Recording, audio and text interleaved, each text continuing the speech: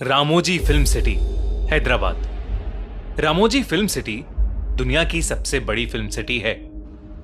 यह जगह किसी अजूबे से कम नहीं है। दूर दूर से लोग रामोजी फिल्म सिटी को देखने आते हैं। पर यह जगह इंडिया की मोस्ट हॉन्टेड जगहों में से एक भी है। रामोजी राव द्वारा बनाई गई ये फिल्म सिटी अपने अंदर न जाने कितने राज छुपाए बैठी है। लोग कहते हैं कि रामोजी फिल्म सिटी एक पुराने जमाने की युद्ध भूमि पर बनी हुई है और वो ऐसे सोल्जर्स की आत्मा से हॉन्टेड है जो बहुत साल पहले उसी युद्ध भूमि में अपनी जान गंवा बैठे थे। लेकिन 26 साल की समायरा को इसका कोई अंदाजा नहीं था। उसका बचपन से सिर्फ एक ही सपना था, एक सक्सेसफुल एक्ट्रेस बनने का।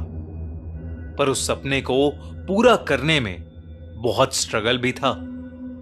समायरा को इंडस्ट्री में 5 साल हो चुके थे, पर अब तक उसे ऐसा कोई प्रोजेक्ट नहीं मिला था जिसे वो अपना बड़ा ब्रेक कंसिडर कर सके।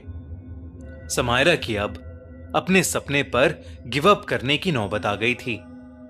तभी एक सुबह उसे एक कास्टिंग डायरेक्टर का कॉल आया। उस कास्टिंग डायरेक्टर ने बताया कि एक बड़े बॉलीवुड मूवी डायरेक्टर को उसकी प्रोफाइल बहुत पसंद आई है और वो उसे अपनी मूवी में कास्ट करना चाहता है। समायरा की खुशी का ठिकाना नहीं था। उसने अपनी ऑडिशन की वीडियो सेंड की और कुछ ही दिनों में उसे सिलेक्शन का कॉल आ गया।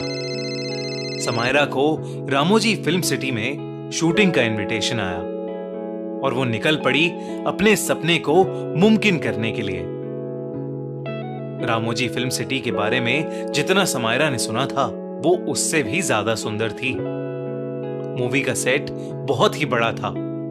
फिल्म की पूरी टीम से मिलकर समायरा अपने ग्रीन रूम में चली गई। समायरा को अभी भी विश्वास नहीं हो रहा था कि उसका सपना सच हो रहा है कि तभी उसे अपने ग्रीन रूम के बंद वॉशरूम के अंदर से एक आवाज आई।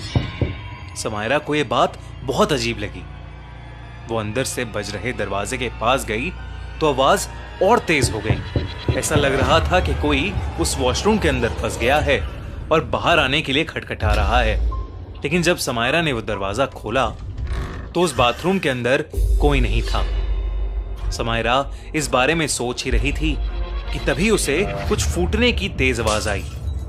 समायरा भागकर वॉशरूम से बाहर निकली तो उसने देखा कि उसकी ड्रेसिंग टेबल के बड़े से मिरर पर एक बहुत बड़ा क्रैक था और उस मिरर पर लाल रंग से किसी अलग लैंग्वेज में, शायद एशियंट उर्दू में कुछ लिखा हुआ था। ये देखकर समायरा की चीख निकल गई और वो ग्रीन रूम से बाहर भागी। उसने सेट पर मौजूद लोगों को सब कुछ बताया और कुछ असिस्टेंट्स समायरा के साथ उस ग्रीन रूम में गए। पर जब वो वहां पहुंचे तो उन्हें कुछ भी दिखाई नहीं दिया। शीशा भी जुड़ा हुआ था और वॉशरूम से कोई आवाजें भी नहीं आ रही थीं।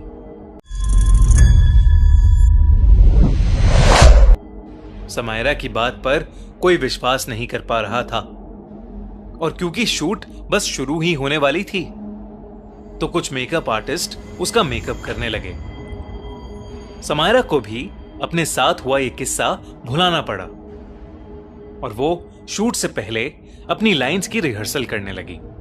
पहले सीन में समायरा शॉपिंग करके अपने घर लौट रही थी और रास्ते में एक चोर उसका बैग छीनने वाला था। सीन बिल्कुल परफेक्ट हुआ, पर फिर भी डायरेक्टर लाइट्स एडजस्ट करके उस सीन के रीटेक्स लेने लगा। सिर्फ उसी एक सीन के करीबन 20 टेक्स हो चुके थे। समायरा थोड़ी सी फ्रस्ट्रेट होने लगी थी, इसलिए उसने डायरेक्टर से फीडबैक मांगा। डायरेक्टर ने समायरा को कैमरे के पास बुलाया और उससे बताया कि उस सीन में समायरा की कोई गलती नहीं थी, पर हर बार एक काली सी परछाई समायरा के सर के पास आ रही थी। डायरेक्टर को लग रहा था कि कोई लाइटिंग का इशू था, पर समायरा को उस परछाई में कुछ ऐसा दिखा जिससे उसके होश उड़ गए। समायरा को उस परछाई में 2 लाल आंखें दिखी। समायरा अब घबराने लगी थी, पर वो आंखें सिर्फ वही देख पा रही थी। वो और लोगों को भी उन आंखों को दिखाने की कोशिश कर रही थी, पर कोई भी उसकी बात समझ नहीं पा रहा था।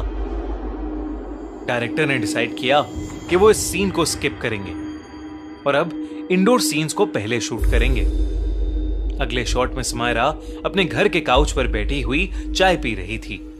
उसी शॉट के लिए एक स्पॉट बॉय सेट के ठीक ऊपर से स्पॉटलाइट कैमरे पर डाल रहा था, पर अचानक से वो स्पॉट बॉय स्पॉटलाइट के समेत 20 फीट की ऊंचाई से नीचे गिर पड़ा और स्पॉटलाइट का कांच टूटकर सीधा उसके पेट में घुस गया। इस घटना के बाद पूरे सेट पर हाहाकार मच गया। उन्होंने स्पॉट बॉय के लिए एक एम्बुलेंस बुलाई, पर अपनी अधमरी आवाज में वो सिर्फ एक ही चीज कहता रहा कि उसे किसी ने पीछे से धक्का दिया था। अब सबको लगने लगा था कि उस सेट पर कुछ तो अजीब हो रहा है, पर इस घटना के बावजूद फिल्म के प्रोड्यूसर और डायरेक्टर अब भी चाहते थे कि एटलीस्ट उस दिन में एक सीन तो शूट हो जाए। इसलिए उन्होंने एक लास्ट सीन शूट करने का सोचा। उस सीन में समायरा अपनी डायरी में कुछ लिख रही थी और बस कुछ क्लोजअप शॉट्स थे।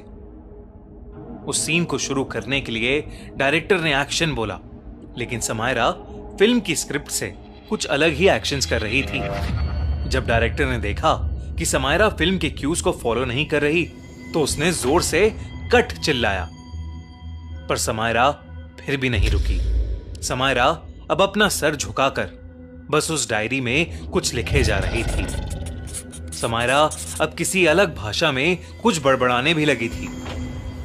सेट पर मौजूद सभी लोगों को डर लगने लगा। तभी कुछ लोगों ने समायरा के करीब जाने की कोशिश की, तो समायरा अब एक पागल जानवर की तरह उन पर चिल्लाने लगी।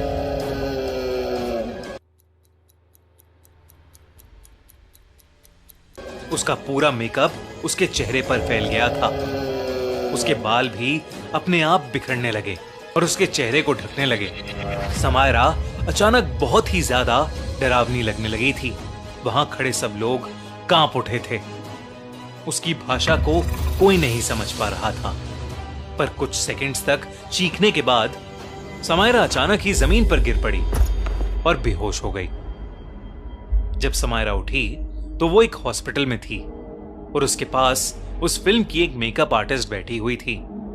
उस मेकअप आर्टिस्ट ने समायरा को सब कुछ बताया और उससे कहा कि समायरा के बेहोश होने के काफी देर बाद अथॉरिटीज को दिखाने के लिए डायरेक्टर ने उस शॉट की क्लिप को प्ले किया और उस क्लिप में समायरा के सर पर वही काला साया दिख रहा था जो उन्हें पहले सीन में दिख रहा था।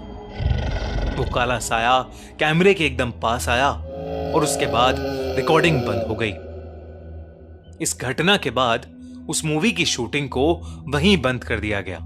समायरा का सपना तो टूट गया, पर वो खुशकिस्मत थी कि उसकी जान बच गई। वो काली परछाई किसकी थी और आखिर समायरा के साथ ही ये सब क्यों हुआ, इसका जवाब किसी के पास नहीं है। जवाब है तो सिर्फ एक चीज का, कि रामोजी फिल्म सिटी वाकई हॉन्टेड है। Haunted hospital JNIMS Jawaharlal Nehru institute of medical science hospital Manipur में सिचुएटेड है।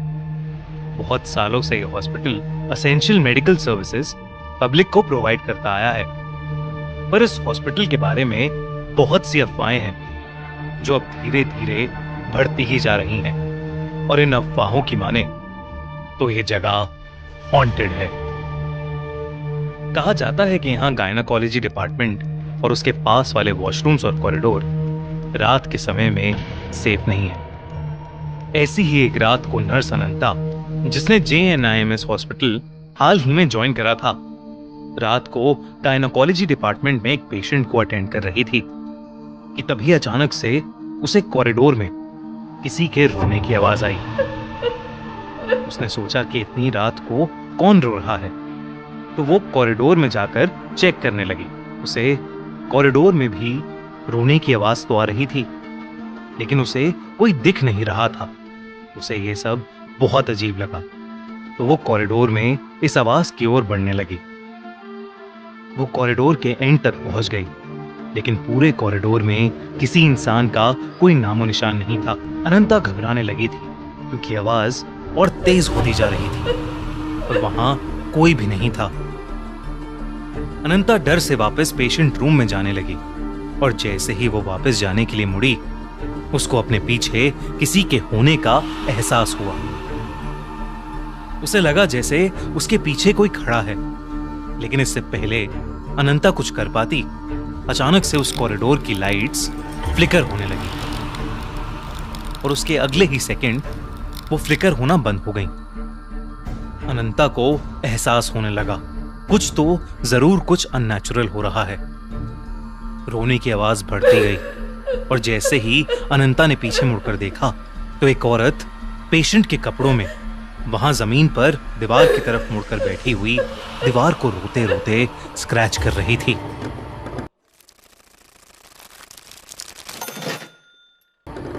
वो बार बार बस यही बोल रही थी, मेरे साथ गलत हुआ मेरे साथ।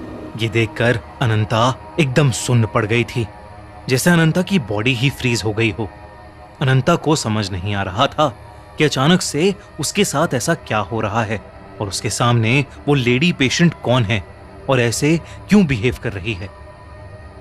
अनंता ने उस पेशेंट के करीब जाने का सोचा और तब अनंता ने देखा कि उस औरत के शरीर के नीचे का हिस्सा खून से लथपथ था। जैसे ही वो औरत अनंता की तरफ मुड़ी, अनंता के होश उड़ गए। उस औरत के हाथ में एक मरा हुआ बच्चा था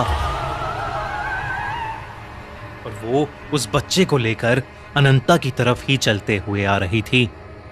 पूरे कॉरिडोर की लाइट्स दोबारा फ्लिकर करने लगी। वो औरत आगे बढ़ते हुए बार बार यही बोले जा रही थी, मेरे साथ गलत हुआ, तुम सबने ये अच्छा नहीं किया, तुमने मुझे मार डाला। अनंता बहुत डर चुकी थी और वो अपनी बॉडी को मूव ही नहीं कर पा रही थी। सामने से आ रही उस खून से लथपथ औरत की आंखों में इतना गुस्सा था कि अनंता का दिमाग चलना बिल्कुल बंद हो गया था। अनंता ने बहुत हिम्मत की और किसी तरह वो वहां से भागकर उस फ्लोर के वॉशरूम में जाकर छुप गई। उसने अपनी पॉकेट से फोन निकालकर किसी को मदद के लिए बुलाने का सोचा, लेकिन जब उसने अपनी पॉकेट में हाथ डाला कि उसने अपना फोन तो गायनाकोलॉजी डिपार्टमेंट में ही छोड़ दिया था। वो रात अनंता काफी देर तक अकेली ही उस वॉशरूम में डर के मारे छुपी हुई थी। उसे डर था कि बाहर उसका सामना उसी भयानक औरत से हो जाएगा। तभी अचानक से बाथरूम के दरवाजे पर जोरों से खटखट हुई और फिर अचानक बंद हो गई। इस सब के बीच अनंता की नजर उस बाथरूम में लगे एक बड़े से शीशे पर गई और उस शीशे में उसे कुछ ऐसा दिखा जिसे देखकर अनंता कांप उठी। उस मिरर की रिफ्लेक्शन में वही खून से लथपथ औरत अनंता के ठीक पीछे खड़ी थी। अनंता डर के मारे पीछे मुड़ी, लेकिन वहां कोई नहीं था। अनंता को लग रहा था कि वो पागल होती जा रही है। वो बस कुछ भी करके उस वार्ड से निकलना चाहती थी। वो जानती थी कि बाकी सभी नर्सें ऊपर वाले फ्लोर पर मौजूद नर्स वार्ड में थीं, पर वहां जाने का रास्ता उसी कॉरिडोर से होकर गुजरता था जहां पर उसे पहले वो भयानक औरत दिखी थी। पर अब अनंता के पास और कोई रास्ता नहीं था। उसने डिसाइड किया कि वो सीधा दौड़ती हुई ऊपर वाले फ्लोर पर चली जाएगी और बिना कुछ सोचे अनंता ने कॉरिडोर की तरफ दौड़ लगाई और भागते हुए उसका पैर किसी चीज से टकराया और वो नीचे गिर गई। जब उसने देखा कि वो किस चीज से टकराई तो उसका पूरा शरीर सफेद पड़ गया। जमीन पर उसी औरत की लाश पड़ी थी जो उसे कुछ देर पहले कॉरिडोर में दिखी थी। उस औरत की बॉडी को देखते ही अनंता को दौरे पड़ने लगे और वो बेहोश हो गई। अगले दिन उसकी आंख खुली तो वो खुद उस हॉस्पिटल में एक पेशेंट थी। उसे ड्रिप लगी थी और कई नर्सेज उसके आसपास बैठी थीं। अनंता ने सभी को अपने साथ हुआ हादसा बताया, पर किसी को उसके ऊपर विश्वास नहीं हुआ। सबने उसे कहा कि वो अपनी जॉब के चलते अपनी सेहत का ख्याल नहीं रखती और उसे कुछ दिनों की छुट्टी लेनी चाहिए। उसी दिन की शाम को जब अनंता के रूम में कोई नहीं था, एक बूढ़ी नर्स वहां आई और उसने अनंता को बताया कि वो उस पर विश्वास करती है और जो औरत उसे कल रात को दिखी उसका नाम शयाना था। करीबन 20 साल पहले शयाना को अपनी प्रेगनेंसी की लास्ट वीक में एक एबनॉर्मल पेन हुआ था और उसके चलते उसे हॉस्पिटल में एडमिट किया गया था। प्रेगनेंसी में कॉम्प्लिकेशंस के चलते डॉक्टर्स ने शयाना की फैमिली को बताया कि उनके बच्चे या शयाना में वो किसी एक को ही बचा सकते हैं। फैमिली ने बच्चे को बचाने का डिसाइड किया, पर इस कॉम्प्लिकेटेड ऑपरेशन में शनाया और उसके बच्चे दोनों की ही मौत हो गई। पर कुछ समय बाद ही शयाना के हस्बैंड के घर में एक बहुत भयानक आग लग गई और उसका पूरा परिवार जलकर मर गया। उस दिन के बाद कई लोगों ने शयाना की आत्मा को देखा है। उसकी आत्मा इसी हॉस्पिटल के गायनेकोलॉजी डिपार्टमेंट में भटकती रहती है। ये सब सुनते ही अनंता के होश उड़ गए। उसने तुरंत अपनी नौकरी छोड़ दी, यहां तक कि उसने दूसरे हॉस्पिटल्स में नाइट शिफ्ट्स लेना भी बंद कर दिया। बेगुनकुडार रेलवे स्टेशन। गौरव एक टिकट कलेक्टर था और उसकी पोस्टिंग बंगाल के एक छोटे से इलाके में बने एक रेलवे स्टेशन में हुई थी। उस रेलवे स्टेशन का नाम था बेगुनकुडार रेलवे स्टेशन। रात का समय था और गौरव रिक्शे में बैठकर पहली बार वहां जा रहा था। गौरव वहां पहुंचा ही था कि उसका रिक्शे वाला हड़बड़ाते हुए गौरव से पैसे मांगने लगा। उस रिक्शे वाले के चेहरे पर पसीना साफ दिख रहा था। ऐसा लग रहा था कि वो किसी चीज से बुरी तरह घबरा उठा है। गौरव अपने वॉलेट से पैसे निकाल ही रहा था कि तभी वो रिक्शे वाला उससे कहने लगा, जल्दी करो साहब, मुझे जल्दी जाना है। गौरव के पास खुले पैसे नहीं थे। किराया 60 रुपए था और उसके पास 50 का ही नोट था।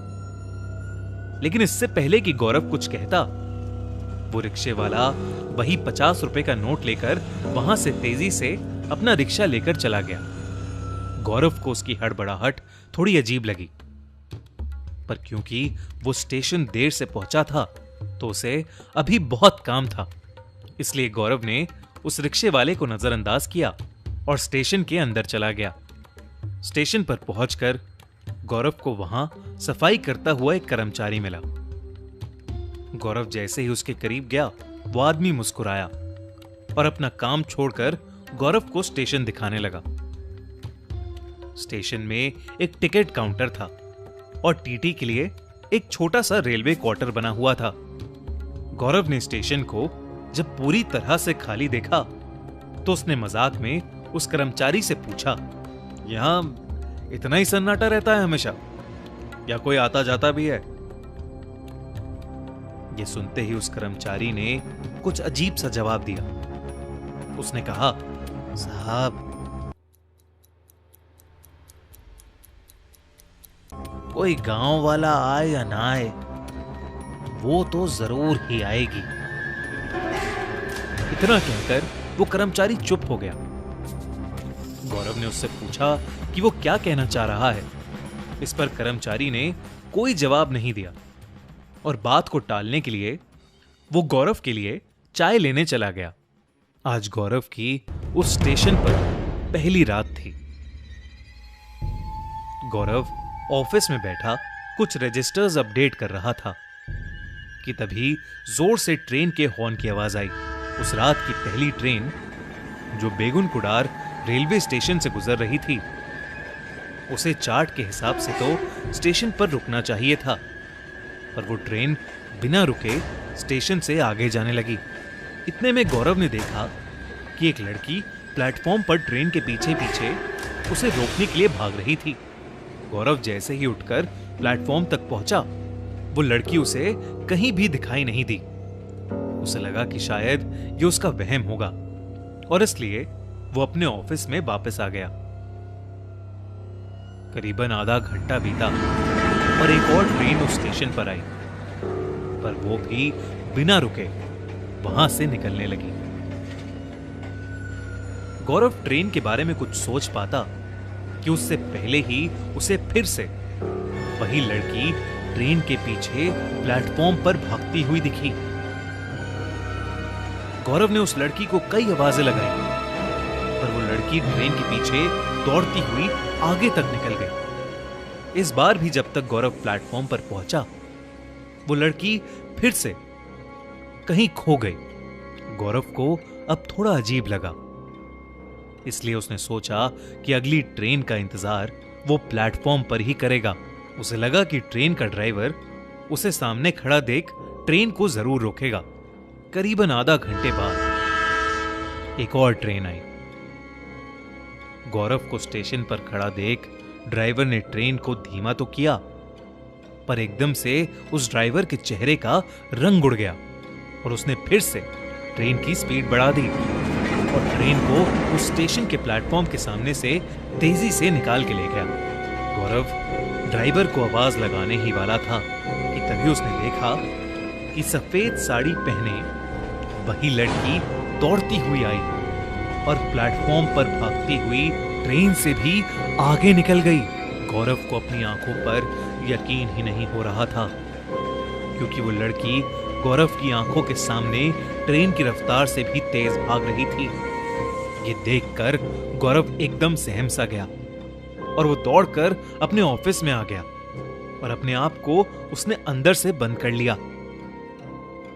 अभी जो उसने देखा था, उसे देख गौरव के होश उड़ चुके थे। वो अपनी चेयर पर बैठकर अपने आप को शांत ही कर रहा था कि तभी उसे ऑफिस की खिड़की से प्लेटफॉर्म पर जो दिखा, उससे उसकी रूह कांप उठी। उसी दौड़ती हुई लड़की का आधा कटा हुआ धड़ हाथों के बल प्लेटफॉर्म पर रेंग रहा था। गौरव का चेहरा पीला पड़ चुका था। वो उस लड़की को देखकर जोर से चीखा और पीछे के दरवाजे से स्टेशन के बाहर भाग गया। गौरव दौड़ता दौड़ता स्टेशन से करीबन आधा किलोमीटर दूर आ गया था और उसे वहां फुटपाथ पर सोया एक आदमी मिला। वो आदमी घबराए हुए गौरव की आहट से अचानक उड़ गया। गौरव हांफते हुए उस बूढ़े आदमी को अपने साथ हुए हादसे के बारे में बड़बड़ाने लगा। फुटपाथ पर सोए आदमी ने गौरव की यूनिफॉर्म को पहचान लिया और उससे मुस्कुराकर कहने लगा कि अगर वो अपनी जान की परवाह करता है तो फौरन अपनी पोस्टिंग को बदलवा ले। उसने बताया कि बेगुन कुडार रेलवे स्टेशन भूतिया है। उसने कहा कि वो स्टेशन करीबन पिछले 40 सालों से बंद पड़ा था और 2009 में जब से वो वापस खुला, तब से कुछ न कुछ उल्टा सीधा हो ही रहा है। माना जाता है कि आज से तकरीबन 50 साल पहले स्टेशन की आउटर रिंग पर एक लड़की की ट्रेन से कटकर मौत हो गई थी। सभी का मानना है कि वो स्टेशन वाली आत्मा उसी लड़की की है। बेगुन कुडार स्टेशन पर रात के समय कोई भी ट्रेन नहीं रुकती, पर उस लड़की की आत्मा रात में गुजरने वाली हर एक ट्रेन के सामने जरूर दौड़ती पाई जाती है। उसने कहा कि गौरव से पहले कई लोग जो यहां काम करने आए, उन्होंने या तो अपना मानसिक संतुलन खो दिया या उनके साथ कोई दर्दनाक हादसा हुआ है, इसलिए यहां पर कोई भी काम नहीं करना चाहता और ना ही यहां से कोई रात में ट्रेन पकड़ता है। गौरव ने सब कुछ सुन लिया और उसी रात सब कुछ छोड़कर अपने गांव वापस लौट गया।